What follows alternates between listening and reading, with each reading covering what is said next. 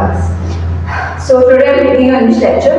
So in the previous lectures we have completed the reading of your first chapter, Dignity of Labor, in which we have discussed about the importance of doing work, the importance of a person who is doing the work, and how can we should respect them, how can we should behave with them, and we take also examples from the Hazrat life, that how can he help their companions, how can he help other people, how much he do his own work. So in this chapter we have discussed all the importance of labor, कि खुद से काम करने की क्या फायदे हैं और खुद से काम करने से हमें क्या क्या फायदे हासिल होते हैं। और इसमें हमने डिस्कस किया था, हमने कुछ एग्जांपल्स भी दी थी हज़रत सल्लल्लाहु की लाइफ से, हज़रत सल्लल्लाहु ने अपनी ज़िंदगी में जैसे कि किस तरह से अपने काम खुद करते थे, अपने कपड़े खुद वॉश करते थे, अपने कंपेनियंस का साथ खुद देते थे, और अगर कोई जंग होती थी या कोई और ऐसी चीज़ होती थी तो उसमें कैसे वो बढ़ चढ़ के अपने साथियों के साथ काम करवाते थे।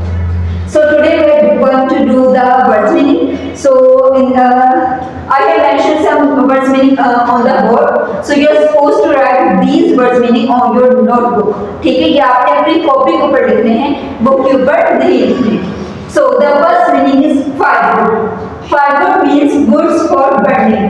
ऐसी लकड़ियाँ जो कि आग जलाने के लिए काम आती हैं। अब मैंने आपको बताया था कि at that time electricity and gas was not provided at that city or at that place, कि उस टाइम पर जो गैस या इलेक्ट्रिसिटी थी वो उस जगह पर नहीं होती थी, क्योंकि उस टाइम पे ये चीज़ें इन्वेंट हुई नहीं थी। तो लोग जो है अपनी ज़रूरत को पूरा करने के लिए, जैसे खाना बनाने के लिए या अपने आप को सर्दियों में हीट देने के लिए वो लकड़ियाँ जलाते थे। तो ये फायरवुड कहते हैं जो लकड़ियाँ जलाने के लिए इस्तेमाल करते हैं।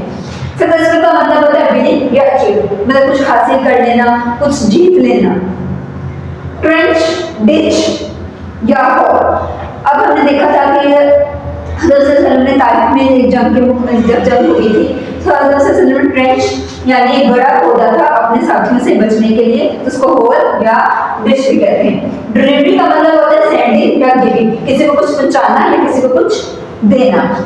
मोटिवेटेड का मतलब होता है इनकरेज, जब हम किसी दूसरे पर्सन को किसी काम करने के लिए उसकी हौसला अफजाई करते हैं, हम उसको बढ़ा चढ़ा कर उसको हौसला देते हैं कि भैया आप ये काम करो। जैसे कि teachers motivate their students to do the study, to do the work neatly. So ये मोटिवेशन है जब हम किसी को हौसला देते हैं।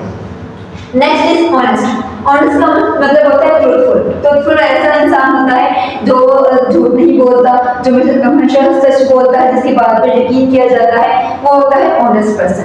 So class, I have mentioned this words meaning on the board, so kindly write down.